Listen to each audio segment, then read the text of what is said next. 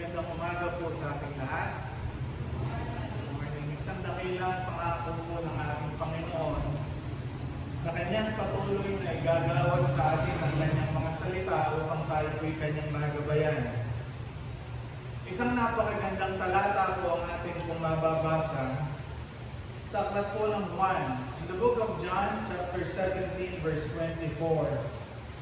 Father, I will that they also whom thou hast given me be with me where I am, that they may behold my glory, which thou hast given me.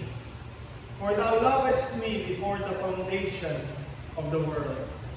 Sa Tagalog po, ang sabi, Ama, nais ko rin sila na ibinigay mo sa akin ay makasama ko kung saan ako naroroon, upang makita nila ang aking kaluwalhatian na ibinigay mo sa akin, sapagkat iniibig mo ako bago pa ang pagtatatag ng sanlibutan.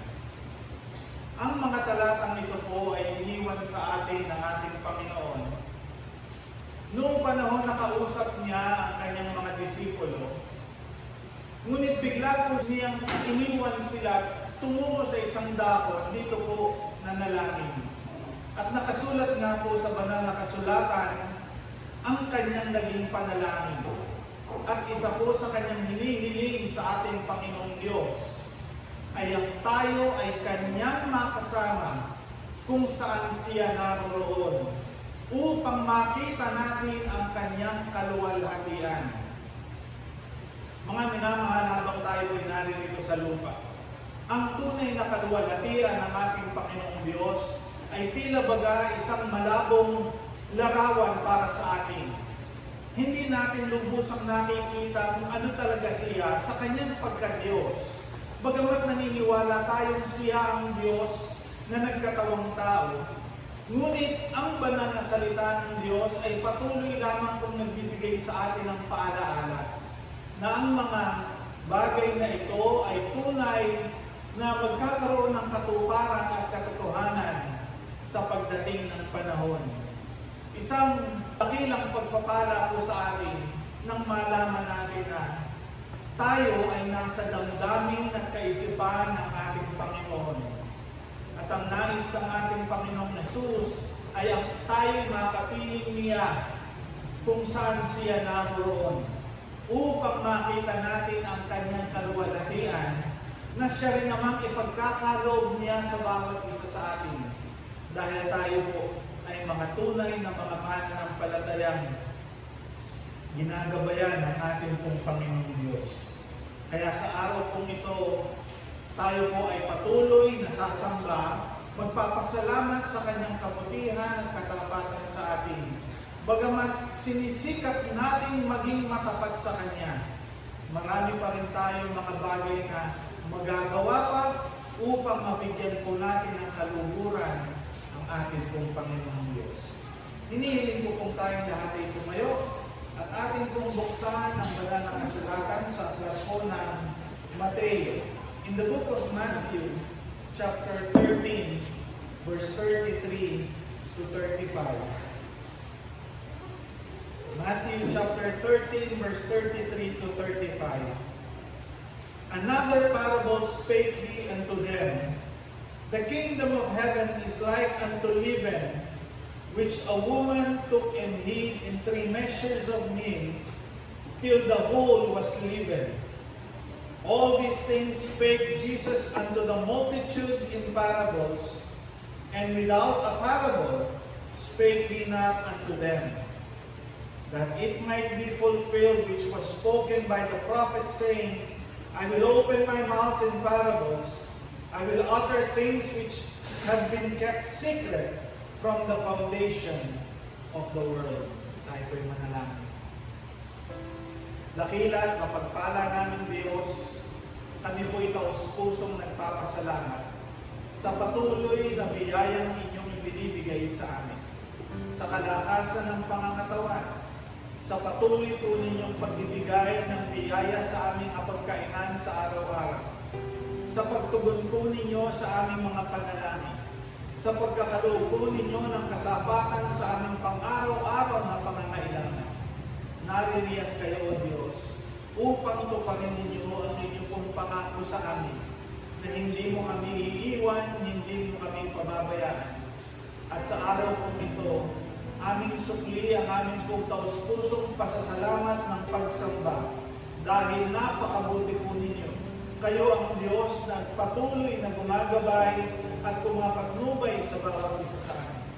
Dakila namin Diyos, tulungan nawa po ninyo kami na sa oras pong ito, kami ay makasamba sa inyo. Maibigay po namin ang aming pong taus-puso at buong kaisipan na pagsamba, pakikinig ng inyong pong mga salita. Alam namin, Panginoon, na kayo po'y nandiriyan lamang sa aming kalagitnaan upang patuloy mong gabayan ang bawat isa. Ang malayang pagkilos ng banal na Espiritu na siyang aming nararanasan sa aming pong buhay ay patuloy po namin inaasahang magiging patnubay po namin sa mga salita at mga mensahe na amin pong maririnig mula sa inyong banal na kasulatan.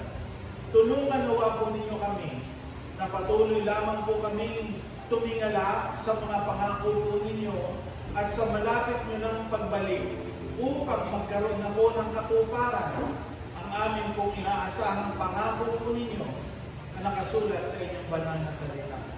Inaalaala po namin ang aming mga kapatid na may mga karamdaman at patuloy po namin silang inilalapit sa inyo. Inihiling ang inyong pong malayang pagpatnubay sa kanila, pagkakaloob ng kagalingan, panumbalik ng kanilang kalakasan upang kanilang mapapurihan kayo at maibigay ang pinakamataas na patotoo na kayo lamang po ang Diyos na aming dakilang manggagawa. Dinadalamin din po namin ang aming mga kapatid na hindi makakadalo. Kayo nawa po, Panginoon, na magbigay ng paalala at patnubay sa kanila na sa ganitong oras at sandali, ginaganap po namin ang aming pong pagsamba, sama-samang pagsamba sa inyo.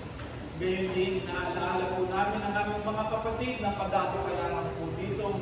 Kayo nawa po ang maghatid ng ligtas at payapa upang sila man ay makakapiling namin sa amin pong pagsamba. Inaalaala rin po namin ang mga kapatid namin nasa ibang bansa. Kayo nawa po, Panginoon, ang patuloy na mag-ingat sa kanila, magkaloob sa lahat po ng kanilang mga pangangailangan. Lalo tigit sa mga panahon na may kalumbayan at kalungkutan po sa kanilang mga puso at kaisipan kapag dumarating ng mga suliranin at pangangailangan na pagdamay ng kanilang mga mahal sa buhay. Nilalapit din po namin ang mga kapatid namin sa kabuuan ng aming pong pagsamba na kayo nawa po, Panginoon, ang patuloy na kumilos at gumabay sa bawat isa sa amin. Pinupuri at pinasasalamatan po namin kayo sa pangalan po ng aming Panginoong Hesus Kristo. Amen. Amen. Manatili po tayo nakatayo at awitin po natin, "The love of God is greater far."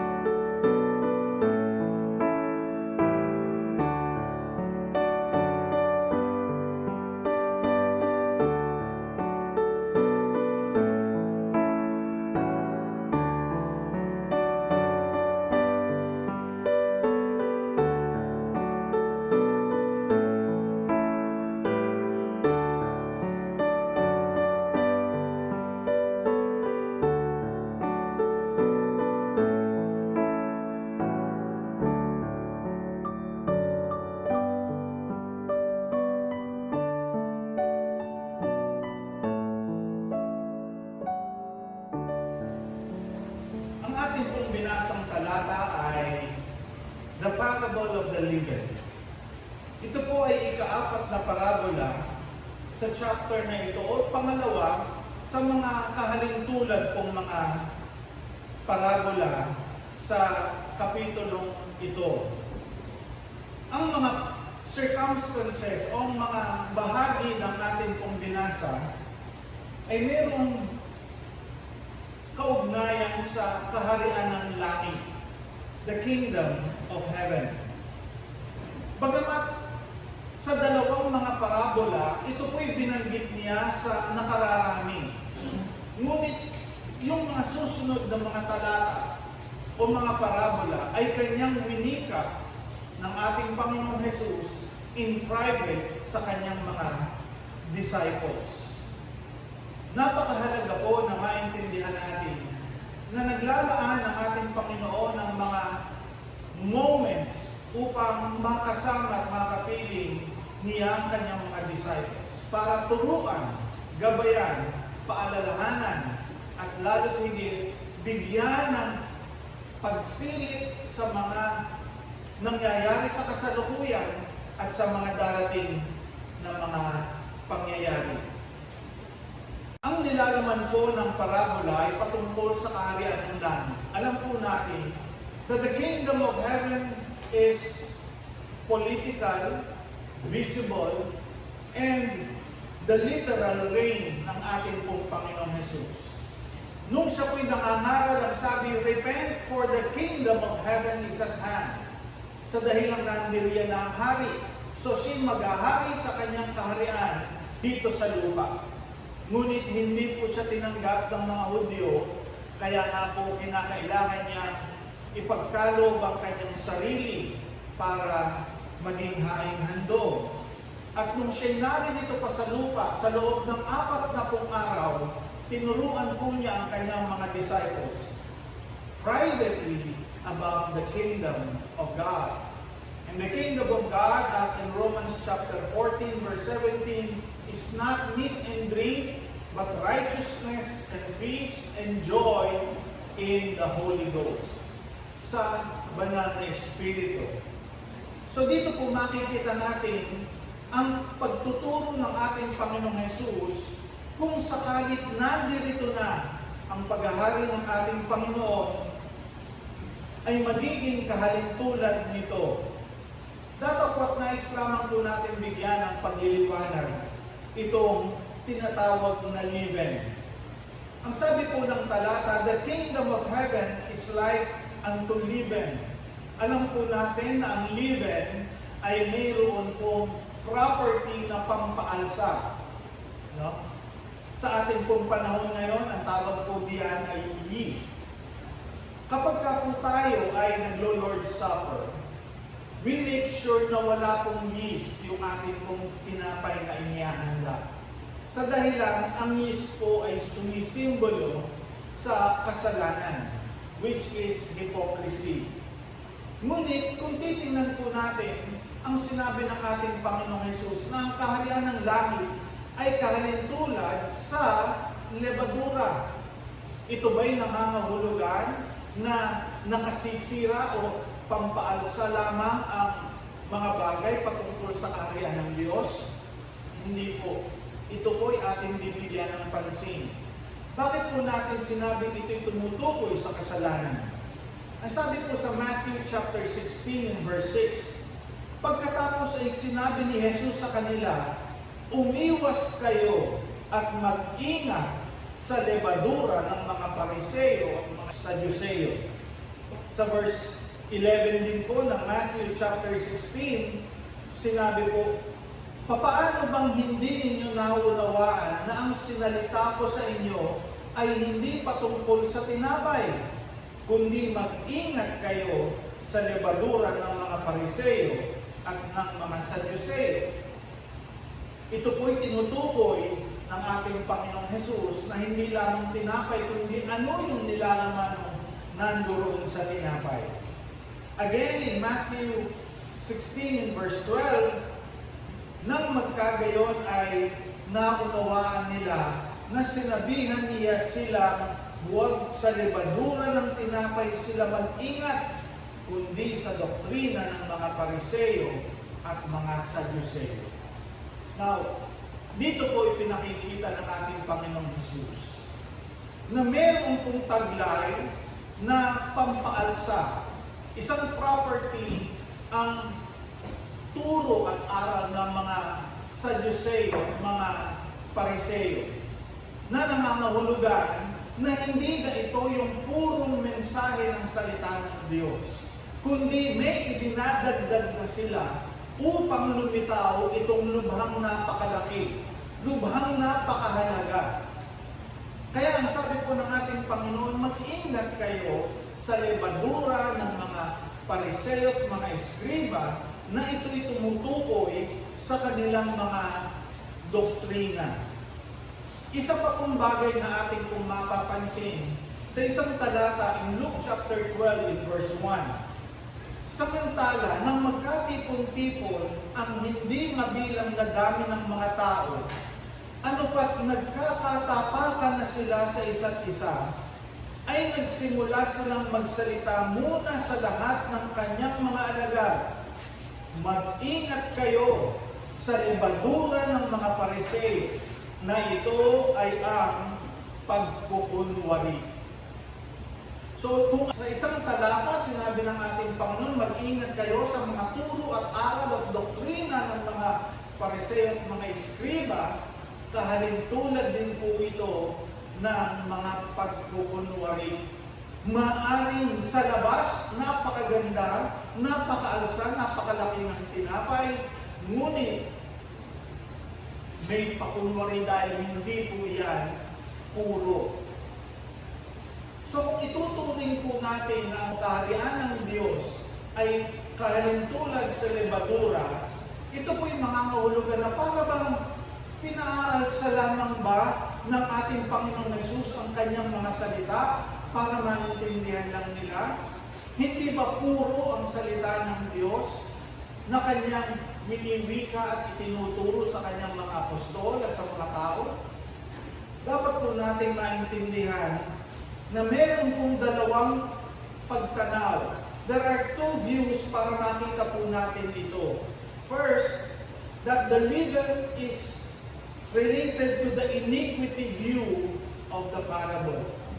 Meron pong kasalanan na nais bigyang pagtugon ng ating Panginoong Hesus kapag ka po siya'y naghari na. Kapag ka naghari ang ating Panginoong Hesus, nandoon po yung pagtukoy niya sa tunay na kalagayan ng tao, ang kasalanan, na nais din niyang ipakita upang magsisi ang mga tao. Ito ipinangaral po ni Juan Bautista. Repent, for the kingdom of heaven is at hand, malapit na. At kaalinsunod ng kanyang mga pangangaral, kapag ka hindi kayo anya nagsisi, kayo'y tatagpasin, kayo'y hahatulan ng ating Panginoon. Kaya nga po, mayroon pong paghatol ang paghahari ng langit sa pangunguna ng ating pong Panginoong Hesus. Pangalawang view is the influence view of the parable. May magagawa ang parabolang ito. Ito po ay yung pag-impluensya ng leaven o ng levadura, ng yeast, upang ito po ay umalsa. Ito po ay nagpapakita ng dakilang impluensya ng kaharian ng Diyos sa buhay ng tao. Nung ang ating Panginoong Hesus ay dumating, siya'y nangaral. Kaalinsabay ng kanyang pangangaral ay ang paggawa niya ng mabuti, pagpapagaling sa mga may sakit, at iba pang himala na nagpapakita kung sino siya. At dito, maraming mga tao ang naniwala, maraming mga tao ang sumunod. May mga Pariseo din na nakisalamuha sa mga tao upang makinig sa kung ano ba ang ituturo ng ating pong Panginoong Hesus. Yung paghahari ng kaharian ng langit is silently moving in the lives of the people. There is no fanfare. but rather, yung kanyang salita lamang ay sapat na para ang kanilang mga damdamin ay maudyukan, para makilala nila na sila'y may mga nagagawang pagkakasala sa Diyos. They have a form of godliness, but their heart is far from God. Meron silang anyo ng kabanalan, ngunit malayo ang Diyos sa kanilang mga puso. That's why, ang sabi nga po ng ating Panginoon, mag-ingat kayo sa mga lebadura ng mga Pariseo, Eskriba, dahil ito yung kanilang mga pagkukunwari. The leaven is compared to the kingdom of God, which is often, madalas po, ito ay concealed in the eyes of men. Ito po'y nakatago. Iilan lamang po yung tunay na nakakakita na mahalaga sa buhay ng isang tao na makilala niya ang Diyos. Ngunit sa karamihan, mas mahalaga pa po sa kanila ang mga bagay sa sanlibutan kaysa sa mga bagay patungkol sa Diyos. Ang lebadura po kapag ito'y nahalo sa tinapay, nagiging kamukha rin ng arena kung saan siya naisama. Ngunit meron po siyang nagagawa.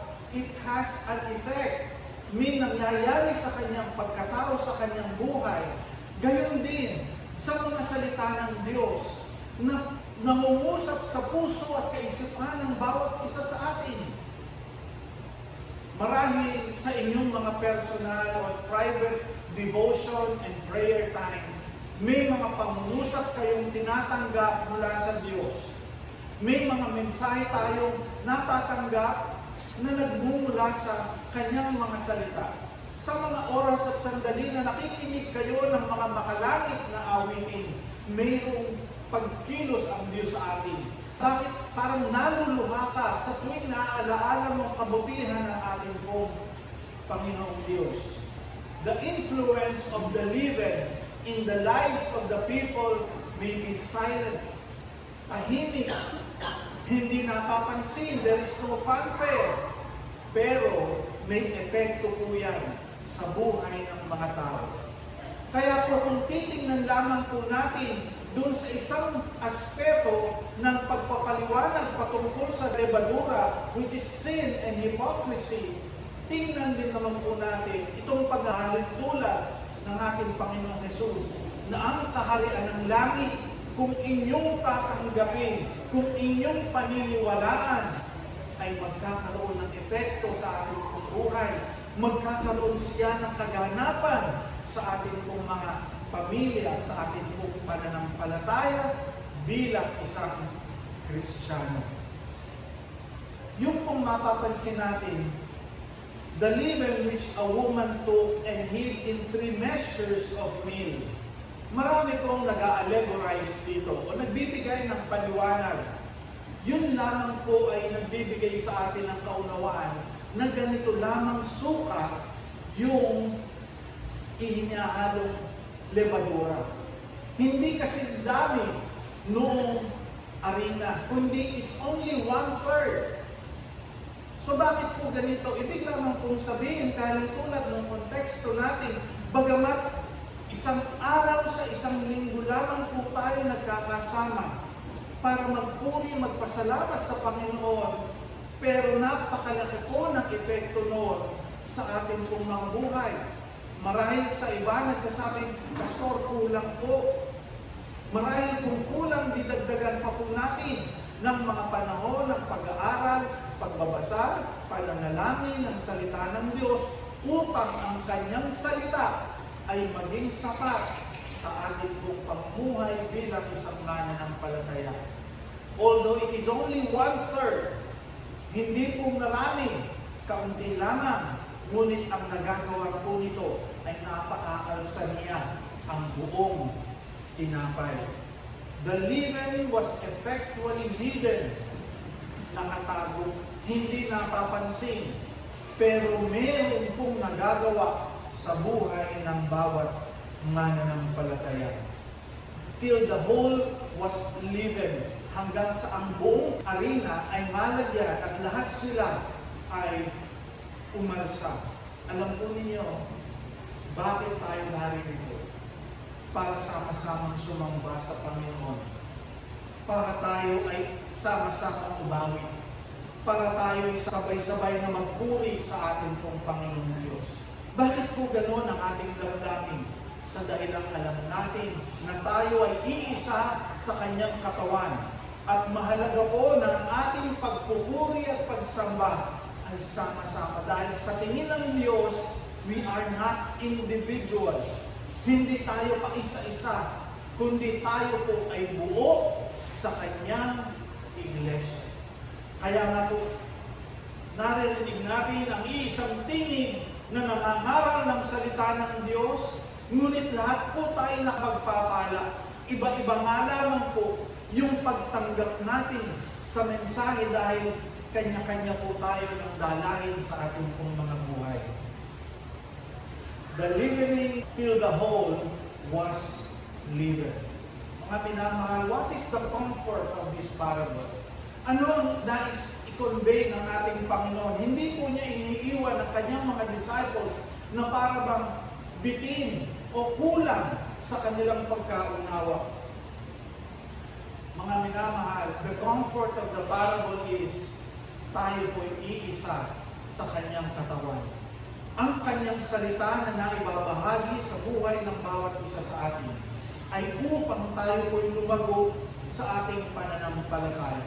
Hindi para maging pakunwari ang ating buhay, kundi tayo po'y lumago at makaalam ng kanyang mga salita. Magamit tayo upang ang iba rin ay makarinig ng salita ng Diyos. It is the progress of divine kingdom. Paglago po nito, lahat tayo ay ninanais ng Diyos na lumago sa ating pananampalataya. Not only individually, but collectively.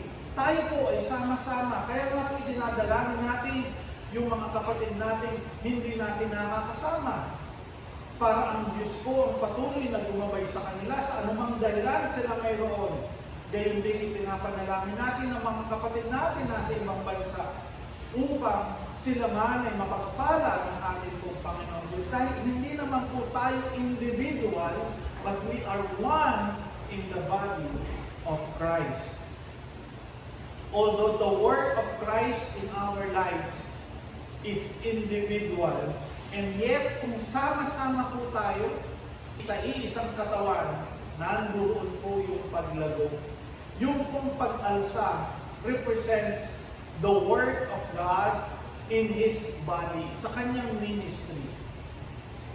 Marahil hindi po natin napapansin, pero bakit po tayo nandito? May mga bago tayong nakakasama.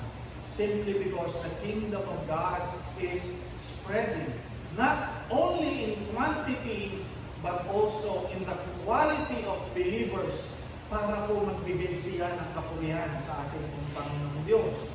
Although individually, ang turing ng Diyos sa atin, meron po tayong pagtutulungan, pagdadalanginan, upang tayo po'y sabay-sabay na lumago sa ating pananampalataya. We question things in life. Marami tayong naitatanong, bakit ganito? Bakit nangyayari ang mga bagay na yan? All of these are part of our growth. Lahat kong yan ay may panahon. Kagaya po kapag naimasa mo na yung lebadura doon sa arena, ilalagay muna yan sa isang lalagyan. Hindi mo gagalawin, hahayaan mo lang siya in silence na lumaki, na lumago.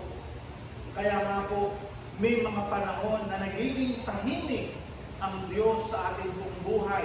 May mga panahon na tayo po'y nananahimik lamang, pero nandiyan po yung paglago ng bawat isa sa ating pong pananampalataya. The work of Christ is not only individually, but collectively. Kapag ka po sinabing SCN, sino po ang napapapurihan? Ito po bang church na ito? O yung mga dumadalo sa gawain ito?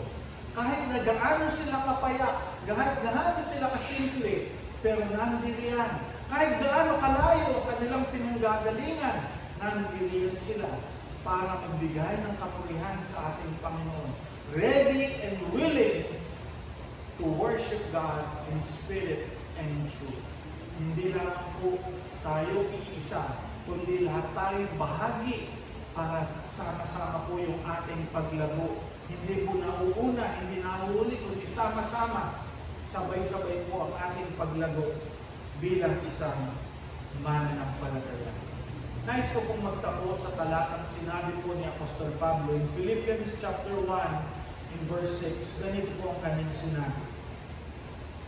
Being confident of this very thing. Ito po yung katiyakan niya. Ito po yung kanyang pagtitiwala. Being confident of this very thing, that He which began a good work in you will perform it until the day of Christ. Siya na nagpasimula ng isang mabuting gawain sa inyo ay ipagpapatuloy niya yan hanggang sa araw ng ating Panginoong Jesus Cristo. What does the day of Christ mean? It is His coming. Yung kanyang pagdating.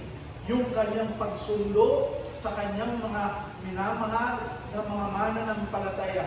That will be the day of Christ. The day of the Lord, iba po yun sa day of Christ. The day of the Lord means it is the judgment of God. It is the day of the Lord wherein He will pour out His wrath unto the unbelievers. Kaya nga po, mayroong judgment seat of Christ for the believers, and there is a judgment, the great white throne judgment, for the unbelievers. Kaya nga po mga minamahal, as Jesus Christ is teaching these parables, huwag kayong maging kagaya ng leaven ng mga pariseo at mga eskriba, dahil ito yung kanilang mga pagpupunwari.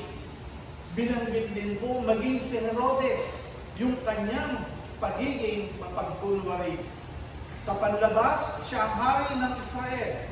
Pero, hindi po yun naging makatotohanan sa kanyang buhay dahil mas iniisip niya yung kanyang sarili kapakanan kaysa sa kapakanan ng nakararami. So sabi ng ating Panginoon Jesus, mag-ingat kayo dahil may mga pagpupunwari na makikita kayo. Ngunit sa mga tunay na mananampalataya, nandoon yung paglago niya sa kanyang pananampalataya dahil ang kaharian ng langit ay inihalin tulad sa isang lebadura. Awitin natin yung ating song, The Love of God is Greater Far.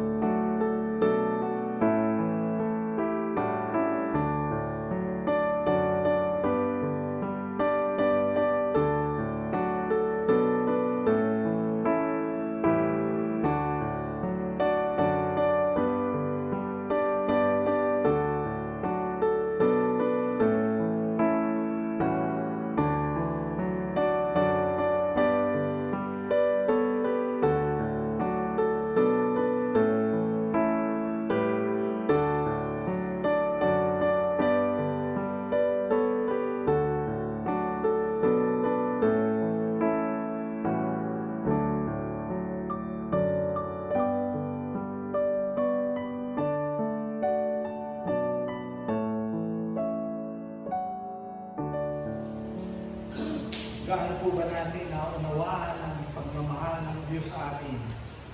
The song reminds us na hindi magmamaliw ang pag-ibig ng Diyos na yan at hindi po niya kailanman tatalikuran ang kanyang mga pangako sa atin. Habang tayo naririto pa, patuloy po niya tayong gagabayan, patuloy po niya tayong papagliliwanagin upang ang ating pong buhay bilang isang mananampalataya ay magkaroon po ng katuturan habang tayo po ay naririto pa sa lupa. Tayo po manalangin.